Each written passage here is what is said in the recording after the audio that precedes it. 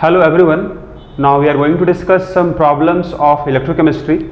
So let us see.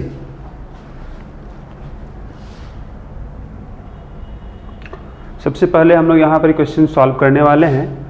अगर आप module check करोगे तो मॉड्यूल में हम लोग का इंटेक्स्ट 2 का क्वेश्चन नंबर 4 है अपने पास. सो आइए इसको हम लोग सॉल्व करें.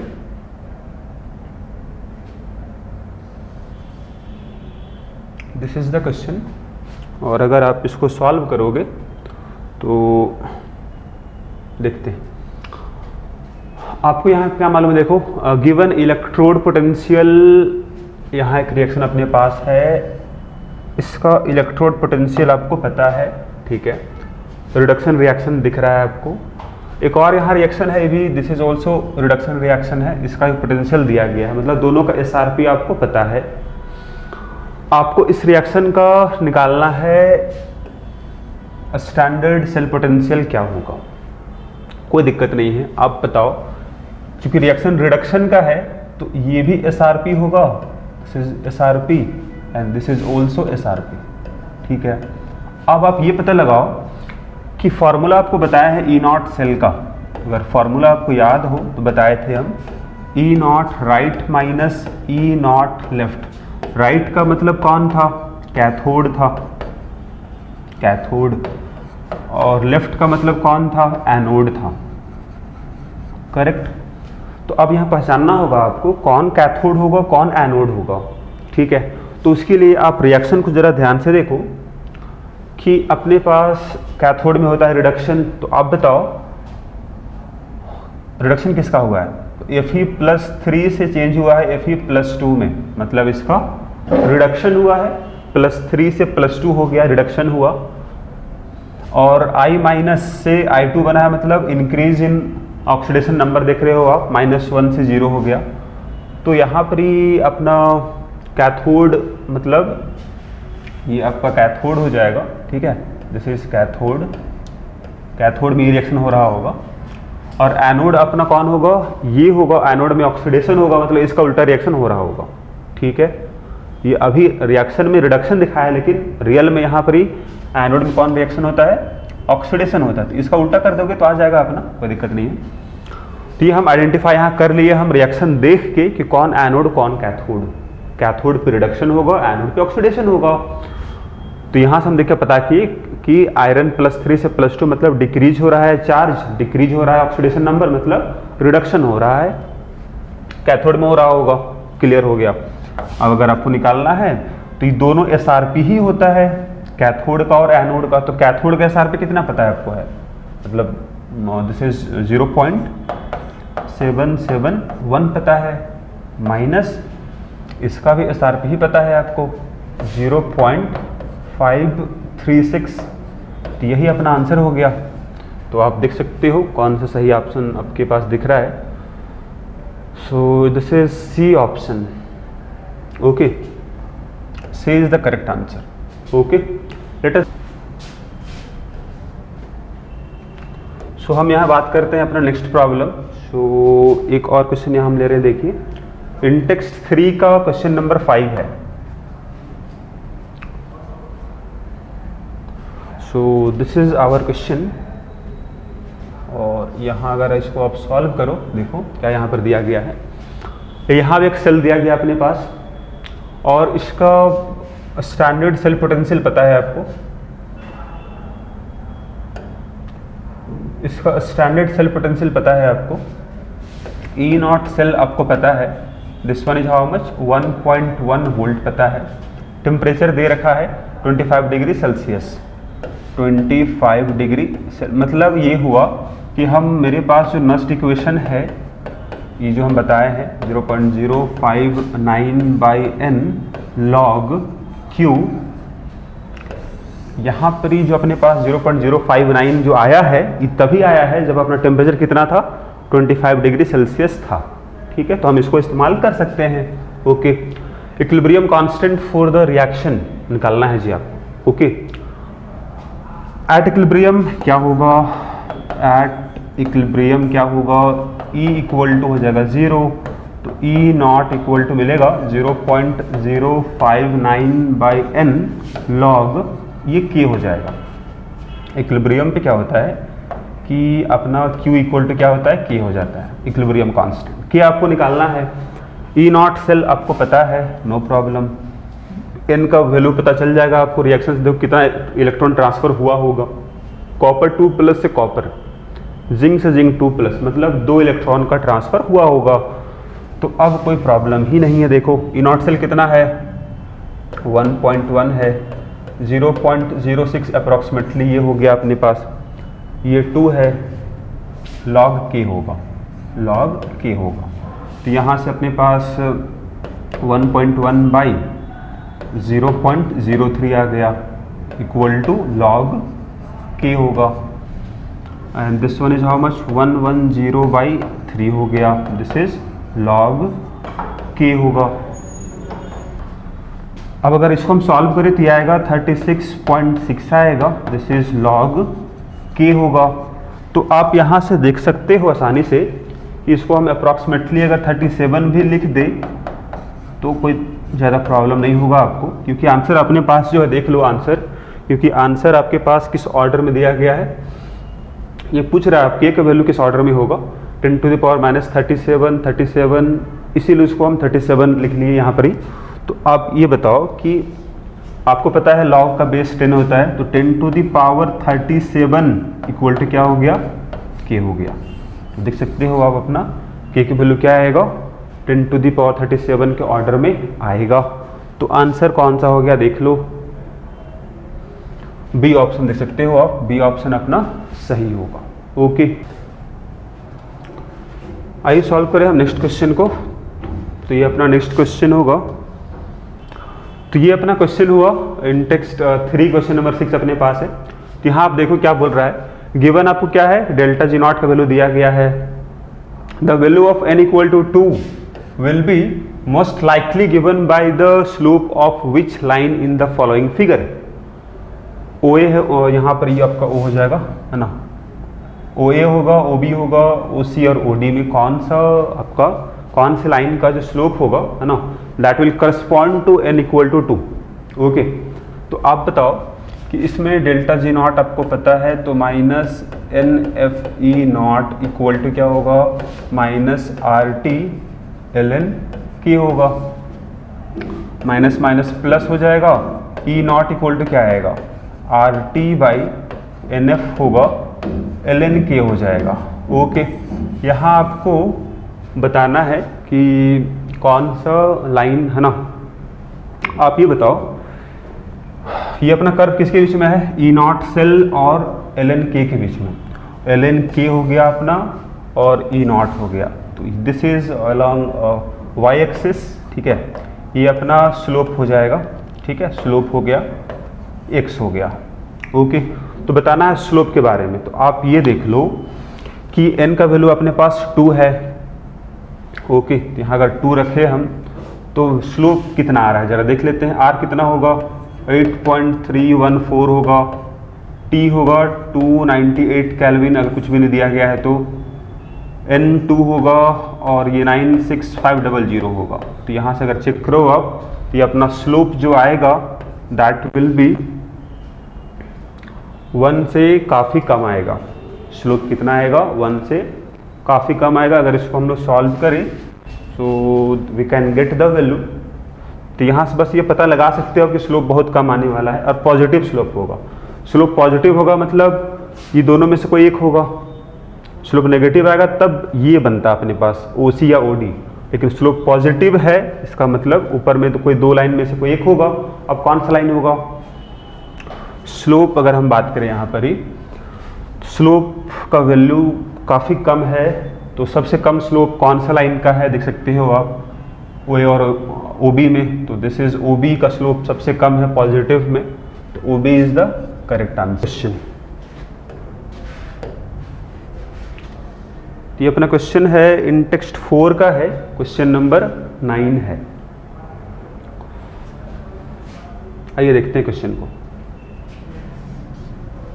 इसका सॉल्यूशन क्या होगा। देखिए ये अपने पास क्वेश्चन है, तो आप ये बताओ यहाँ मालूम क्या, पहले देख लो आप क्या गिवन मालूम है, उस पहले उसको देखो। तो calculate the weight of copper that will B deposited at the cathode in the electrolysis of 0.2 molar solution of copper sulphate when quantity of electricity passed is equal. मतलब ये इंपॉर्टेंट यहाँ लाइन है, सेम चार्ज पास किया गया, मतलब Faraday's का आपका second जो अपना फॉर्मूला बताए थे या फिर सेकंड लॉ ऑफ इलेक्ट्रोलिसिस जो था उसका यहाँ पर यूज होगा। Okay, is equal to the required to liberate 2.24 litre of hydrogen at STP from. Okay, तो यहाँ पर आपके पास दो, एक तो कॉपर सल्फेट है, कॉपर सल्फेट का हो रहा है इलेक्ट्रोलिसिस, और दूसरे वाले में इलेक्ट्रोलिसिस किसका हो रहा है, H2SO4 का हो रहा है। दोनों में सेम चार्ज पास किया गया, मतलब दोनों सीरीज में जुड़ा हुआ है। ओके, तो अगर दोनों सीरीज में जुड़ा हुआ है तो बताना है, एक में दे दिया आपको हाइड्रोजन कितना बन रहा है, दूसरे में आपको निकालना है। सपोज एक हम यहाँ बना दे रहे हैं, इस तरह से दोनों सीरीज में जुड़ा हुआ है। यहाँ कॉपर बन रहा है, कैसे बन रहा होगा तो रिएक्शन हम यहाँ बता सकते हैं। कॉपर यहाँ बन रहा है इस वाले में, और यहाँ हाइड्रोजन बन रहा है, तो हाइड्रोजन बन रहा है तो उसका भी रिएक्शन लिख लो आप।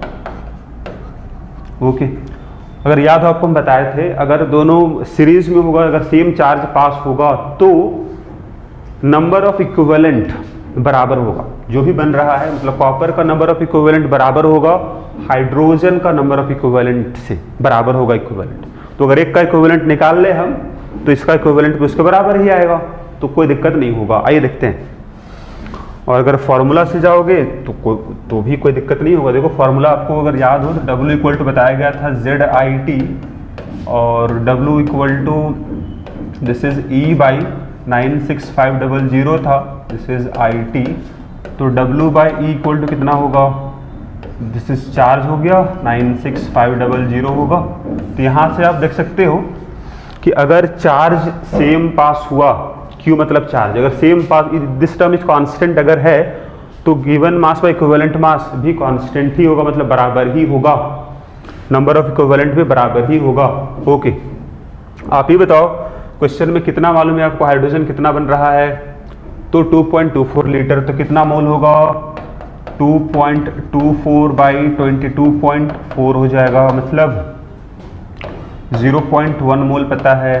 कितना इक्विवेलेंट होगा, तो number of equivalent equal to number of moles into n factor होता है फॉर्मूला। तो कितना नंबर ऑफ मोल्स है, कितना मोल्स है, 0.1 मोल्स है, इनटू कितना n फैक्टर कितना होगा, देख लो, इसका एक मोलिक्यूल बन रहा है 2 इलेक्ट्रॉन का मदद से, तो 2 हो जाएगा, दिस इज 0.2 इक्विवेलेंट हो गया। इतना ही इक्विवेलेंट किसका होगा, कॉपर का भी होगा। तो number of equivalent of copper कितना होगा, 0.2 होगा, नो प्रॉब्लम। तो अब यहाँ से बता सकते हो कि this is equal to number of moles into n factor होगा। तो कितना इसका n फैक्टर होगा, तो यहाँ पे देखो इसका एक एटम बन रहा है 2 इलेक्ट्रॉन का, है ना, गेन करने से, तो 2 हो जाएगा, ये तो 2 हो गया, दिस इज 0.2 होगा। This is number of moles हो गया, कितना मोल्स आ रहा है, तो नंबर ऑफ मोल्स आ रहा है दैट इज 0.1 मोल आ रहा है कॉपर का। तो मास कितना होगा, तो mole into gram atomic mass, this is given in the question, no problem, आप देख सकते हो 63.5 दिया गया है अपने पास, उसी को बस यहाँ हमको पुट करना है 63.5। तो this one is 6.35 gram, this is our answer, answer है। Okay, 6.35, B is the correct answer. Okay, तो अब हम सॉल्व करते हैं क्वेश्चन अपना इन टेक्स्ट 5 का, क्वेश्चन नंबर 5 है।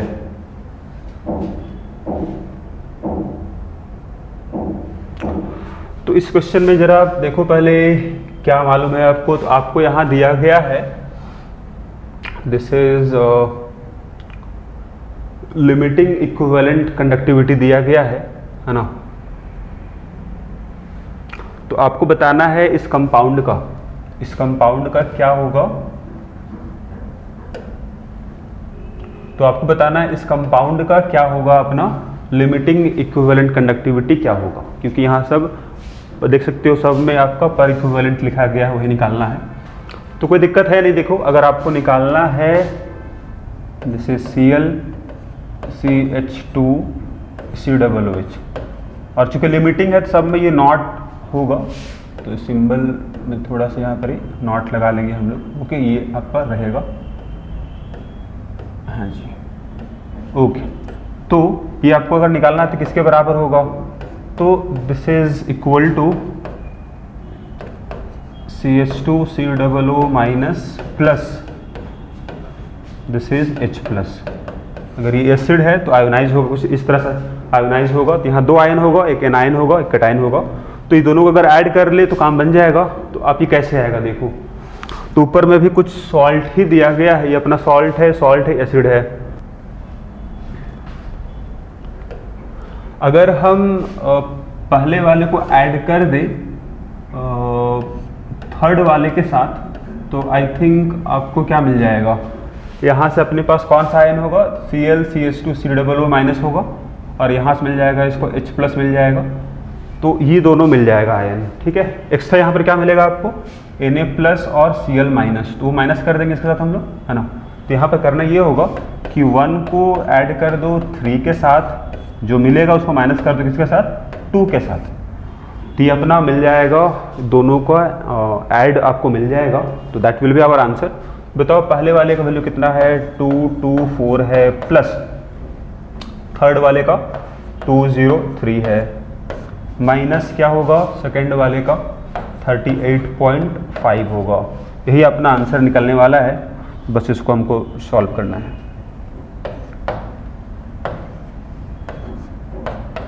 38.5 होगा। दिस वन इज, ये 5 हो जाएगा, दिस इज 8 होगा, एंड दिस वन इज 8 हो जाएगा, 388.5 आ जाएगा। ओके, 388.5 आ जाएगा। तो सी अपना आंसर होगा। आइए हम लोग सॉल्व करते हैं। So let us solve our next question. This is, ये प्रॉब्लम अपने पास है इन टेक्स्ट 5 का क्वेश्चन नंबर 10 है, ठीक है।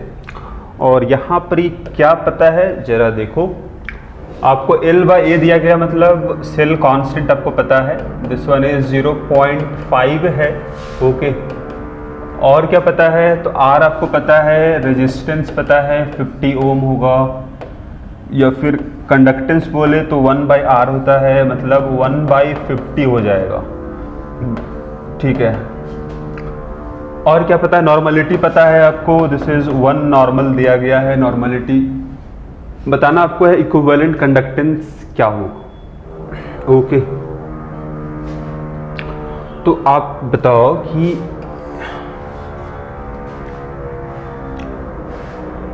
This is equal to what, this is equal to होता है K × 1000/n होता है, ओके। ये अपना होता है, ओके, फॉर्मूला। तो यहाँ आपको नॉर्मलिटी तो पता है, लेकिन आपको K नहीं पता है, ठीक है।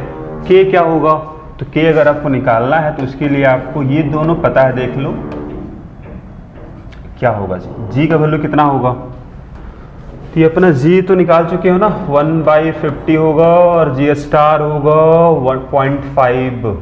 तो अगर इसको हम सॉल्व करें तो कितना आएगा, तो दिस वन इज 0.01 आ जाएगा। यूनिट क्या होगा, तो साइमन पर सेंटीमीटर होगा।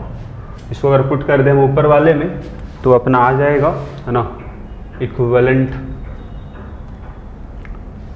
कंडक्टेंस। तो आप चाहो तो यहाँ पुट करो, क्या आएगा, दिस इज 0.01 होगा इंटू 1000/n का वैल्यू 1 है। So this is how much, ये अपना आ रहा है 10 आ रहा है जी, ओके। यूनिट क्या होगा, तो वही साइमन होगा, सेंटीमीटर स्क्वायर होगा, पर इक्विवेलेंट होगा, ओके। तो ये अपना पहला ऑप्शन सही है इसका, okay. Okay, so let us solve our next question. So question is exercise 1 question number 18 है. Okay, so इसमें अगर हम लोग ध्यान दें इस क्वेश्चन में, so standard electrode potential data are useful for understanding the suitability of an oxidant. Oxidant का मतलब क्या होगा? ऑक्सीडेंट का मतलब हो जाएगा ऑक्सीडाइजिंग एजेंट. ठीक है. और क्या बोल रहा है? इन रिडॉक्स टाइट्रेशन रिडॉक्स है, मतलब ऑक्सीडाइजिंग एजेंट का रिएक्शन होगा रिड्यूसिंग एजेंट के साथ. टाइट्रेशन में क्या होता है कि किसी एक का कंसंट्रेशन पता होगा, दूसरे का निकालना होगा. ठीक है. वैसे निकालते हैं हम लोग हैं, तो दोनों को बराबर करते हैं milli equivalent at the end point. ठीक है. वो तो हम बता चुके हैं आपको रिडॉक्स रिएक्शन में, टाइट्रेशन हम लोग पढ़ते हैं उसमें. तो अब यहाँ कुछ रिएक्शन दिया गया है और आइए देखते हैं. Some half cell reaction and their standard potential are given below. Okay. Identify the only incorrect statement regarding the quantitative, मतलब क्वांटिटी निकालना है आपको, मतलब मोल निकालना है. ठीक है ना, अमाउंट निकालना है आपको. Quantitative estimation of aqueous ferrous nitrate. तो फेरस नाइट्रेट, ओके, ये इस्तेमाल हो रहा है रिडॉक्स रिएक्शन में. और कौन इस्तेमाल होगा? तो ऑप्शन में हम लोग आते हैं. देखो ऑप्शन अपने पास कौन कौन है? MnO4 माइनस है, ओके, और यहाँ भी वही है MnO4 माइनस, Cr2O7 माइनस 2 है. ओके. तो यहाँ आपके पास ऑक्सीडाइजिंग एजेंट दो इस्तेमाल हो रहा है, एक MnO4 और दूसरा K2Cr2O7. अब दोनों का दोनों इस्तेमाल किस मीडियम में हो रहा है? तो एसिडिक मीडियम में हो रहा है. देख लो. ओके. इस्तेमाल होता है दोनों, और दोनों काम करता है एज ऑक्सीडाइजिंग एजेंट की तरह. ठीक है. अब दोनों चूंकि अपना ऑक्सीडाइजिंग एजेंट है, तो इन लोगों का रिडक्शन होगा. अब किसका SRP ज़्यादा है? जिसका SRP ज़्यादा होगा वो एक बेटर ऑक्सीडाइजिंग एजेंट होगा. कोई दिक्कत नहीं है, देख लो. तो वैसे तो ये दोनों का एक 1.51 एक 1.38 है. चूँकि इन लोग ऑक्सीडाइजिंग एजेंट है तो इसका रिडक्शन होगा. रिडक्शन रेशन यहाँ दिया गया, देख लो. आयनिक फॉर्म है उसी का. अगर K प्लस हटा दो आप तो MnO4 माइनस बनेगा और Cr2O7 माइनस 2 बनेगा. तो यहाँ भी वही है. ओके. तो दोनों का SRP चेक करो, वो ज़्यादा है किससे? इस वाले से, फेरस है ना, फेरिक से फेरस. इसका रिडक्शन हो रहा है और इन लोग का रिडक्शन हो रहा है. तो जिसका SRP ज़्यादा होता है वो काम करता है ऑक्सीडाइजिंग एजेंट की तरह. तो इन लोग तो काम करेगा ऑक्सीडाइजिंग एजेंट की तरह, मतलब इसका यहाँ पर रोल क्या होगा? इन लोग अगर ऑक्सीडाइजिंग एजेंट हुआ तो ये क्या हो जाएगा? रिड्यूसिंग एजेंट हो जाएगा. ओके. चलो बढ़िया. तो यहाँ हमको पता लगाना है कि कौन सा इनकरेक्ट स्टेटमेंट है. ठीक है. तो सही स्टेटमेंट कौन कौन है देख लो. तो Cr2O7 इस्तेमाल कर सकते हैं हम लोग हैं H2SO4 में, नो प्रॉब्लम. MnO4 भी इस्तेमाल हो जाएगा H2SO4 में, क्योंकि H2SO4 का ऑक्सीडेशन नहीं हो पाएगा. ठीक है. तो जो अपना ऑक्सीडाइजिंग एजेंट है वो केवल ऑक्सीडाइज किसको कर पाएगा? अपना फेरस नाइट्रेट को कर पाएगा ऑक्सीडाइज, और किसी को ऑक्सीडाइज नहीं कर पाएगा. यही हम लोग का कंडीशन भी होता है कि हम लोग रिएक्शन करवाते हैं तो हम ये ध्यान रखते हैं कि ऑक्सीडाइजिंग एजेंट केवल रिएक्शन किससे करेगा? रिड्यूसिंग एजेंट के साथ ही, किसी और के साथ नहीं है. जो मीडियम, एसिडिक मीडियम जो बना रहा है एसिड, उससे रिएक्शन नहीं होना चाहिए. ठीक है. तभी हम कैलकुलेट कर पाएंगे क्वांटिटी ऑफ रिड्यूसिंग एजेंट. ठीक है ना, with the help of oxidising agent. बात क्लियर है. तो ये सब तो सही स्टेटमेंट है, कोई दिक्कत नहीं है. हम बात करें HCl वाला केस. देखो आप, तो HCl वाला केस अगर देखें हम, तो इसका भी रिडक्शन यहाँ दिया गया है, और ये क्या हो रहा है अपने पास? 1.4 वोल्ट है. तो यहाँ पर हम लोग सेकंड ऑप्शन अगर चेक करो आप, तो Cr2O7 को हम इस्तेमाल कर सकते हैं HCl में, क्योंकि HCl का अपना रिडक्शन पोटेंशियल ज़्यादा है. मतलब ये हुआ कि देखो जी, अगर मीडियम में अपने पास HCl है, मतलब Cl माइनस के फॉर्म में होगा. तो ये अगर Cl2 बन के निकल जाए, ये हम लोग नहीं चाहते. इसका ऑक्सीडेशन हम लोग नहीं चाहते. ठीक है. क्योंकि अपना Cl अगर रिएक्शन करने लगा तो क्या होगा, मतलब कुछ ऑक्सीडाइजिंग एजेंट काम आ जाएगा अपना Cl माइनस को Cl2 बनाने में, तो फिर कैलकुलेशन सही नहीं हो पाएगा। जो हम निकालना चाह रहे थे रिड्यूसिंग एजेंट को with the help of oxidising agent, वो कैलकुलेशन सही नहीं आएगा। दोनों का इक्विवेलेंट जो हम बराबर कर रहे थे वो बराबर नहीं हो पाएगा। तो ये हम रिएक्शन नहीं चाहते हैं। तो अगर यहाँ ध्यान से देखो आप, Cr2O7 - 2 जो होगा, that can not oxidise Cl minus two Cl2, क्योंकि अगर ऐसा अगर सोचो कि सपोज इसका रिडक्शन हो जाए और इसका ऑक्सीडेशन हो जाए, तो नेट पोटेंशियल जो मिलेगा सेल पोटेंशियल वो नेगेटिव आ जाएगा। तो that is not spontaneous reaction, क्योंकि देखो इसका 1.38 है और इसका अगर नेगेटिव कर दोगे, उल्टा रिएक्शन सोचो आप, ये रिएक्शन अपना उल्टा है, तो इसका एसओपी कितना होगा, एसओपी हो जाएगा -1.4 वोल्ट हो जाएगा। तो अगर आप इसका एसओपी इसका एसआरपी ऐड करो तो क्या आएगा अपने पास, नेगेटिव आएगा। तो स्पॉन्टेनियस रिएक्शन नहीं होगा, मतलब K2Cr2O7 जो है that can not oxidise Cl minus. ठीक है, ये भी अपना कोई दिक्कत नहीं है, तो इसको हम इस्तेमाल कर सकते हैं, कोई दिक्कत नहीं है। अब पहला ऑप्शन में आ जाओ, तो यहाँ बोल रहा है KMnO4 इस्तेमाल कहाँ हो रहा है, एक्वस HCl में। तो अब अगर इस्तेमाल होगा, देखो जरा, इसका 1.51 वोल्ट है एसआरपी, इसका एसओपी -1.4 वोल्ट है, ऐड करो तो पॉजिटिव ही आएगा, ई नॉट सेल पॉजिटिव आएगा, मतलब रिएक्शन अपना स्पॉन्टेनियस होगा। मतलब ये हुआ कि KMnO4 ऑक्सीडाइज कर पाएगा किसको, HCl को, किसमें बना देगा, Cl2 बना देगा। लेकिन ये डिजायर्ड नहीं होता है रिडॉक्स टाइट्रेशन में, मतलब HCl को इस्तेमाल हम नहीं करते हैं as acid in KMnO4 titration. HCl को इस्तेमाल नहीं किया जाता है इन KMnO4 टाइट्रेशन, जहाँ KMnO4 इस्तेमाल होगा, क्योंकि KMnO4 को मेन काम था to react with reducing agent, लेकिन वो रिएक्शन करना स्टार्ट कर देगा HCl के साथ भी, जो कि डिजायर्ड नहीं है। ओके, दैट इज वाई अपना पहला जो है स्टेटमेंट ये सही नहीं है, दिस इज इनकरेक्ट। यहाँ बोला कैन बी यूज्ड, लेकिन it can not be used. ठीक है ना, तो अपना आंसर जो हो जाएगा that will be first one. Okay, let us see our next question. तो यहाँ अगला प्रॉब्लम अपने पास है एक्सरसाइज 1 से ही हम लोग लेते हैं, दिस इज 28 नंबर अपने पास है, ये देखते हैं। तो इस क्वेश्चन में देखो अगर आप ध्यान से, क्या आपको पता है, सो इस क्वेश्चन में हमको पता है कि एक हाइड्रोजन है ना, ये दोनों ही अपने पास, एनोड कैथोड दोनों क्या है अपने पास है, हाइड्रोजन इलेक्ट्रोड है, कोई प्रॉब्लम नहीं है। मतलब एनोड हाफ सेल होगा, इसमें रिएक्शन ऑक्सीडेशन का होगा, H2 से बन रहा होगा H+, बैलेंस कर लेते हैं रिएक्शन को हम लोग। प्रेशर दिया है अपना P1 प्रेशर होगा गैस का।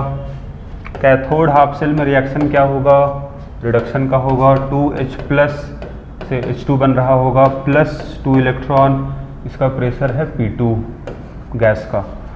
दोनों ऐड करेंगे तो नेट रिएक्शन मिलेगा आपको, तो क्या मिलेगा आपको, H2 एनोड है ना, और H2 कैथोड। प्रेशर इसका था P1, इसका प्रेशर था P2।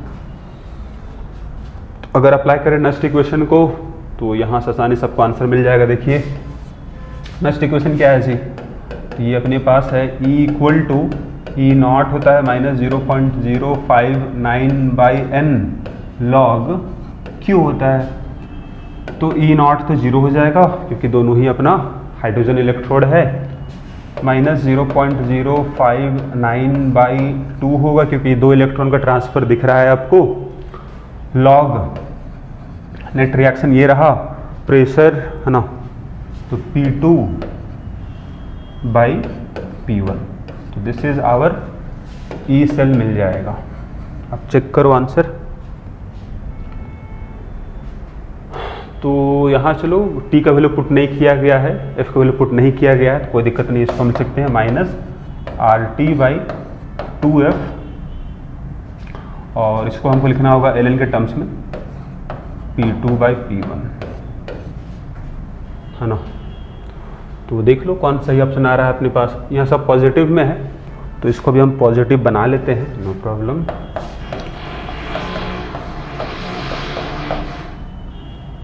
This is ln P1/P2। ये अपना सेकंड ऑप्शन सही हो गया। ओके।